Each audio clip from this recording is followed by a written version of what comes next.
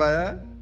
ये इतने इनह्यूमन और चवल हैं कि इन्होंने उसको हमारी हेल्पलाइन पर इन्होंने 1033 पर या फेडरल गवर्नमेंट की हेल्पलाइन पर फोन करते उसको हम घर से ले जाते, इन्होंने उसको जनाब घर से निकाल दिया कि जाओ सोसाइटी को जाके इन्फेक्ट करो। वो बंदा वो वेड़ी मेलसी का रहने वाला था, वो एक बस पे बैठा, फिर दूसरी बस बदल के वेड़ी पहुंचा, 2 बसों के मुसाफिर खतरे में, आगे वो जिस गांव में गया सारा गांव खतरे में। तो ये जो है ना, अभी मैं नाम नहीं ले सकता, एक बहुत बड़ी शख्सियत के पास अभी मीटिंग थी, उन्होंने कहा इस पर 324 का पर्चा क्यों नहीं दिया, ये तो इरादा कत्ल है, ये उसने पोटेंशियल थ्रेट सोसाइटी में फेंका है। ये इतनी ह्यूमन बीइंग है और इतने ह्यूमन बीइंग इनके हस्बैंड साहब थे, शुक्र करे इसको भी साथ नहीं पकड़ा उल्लू के।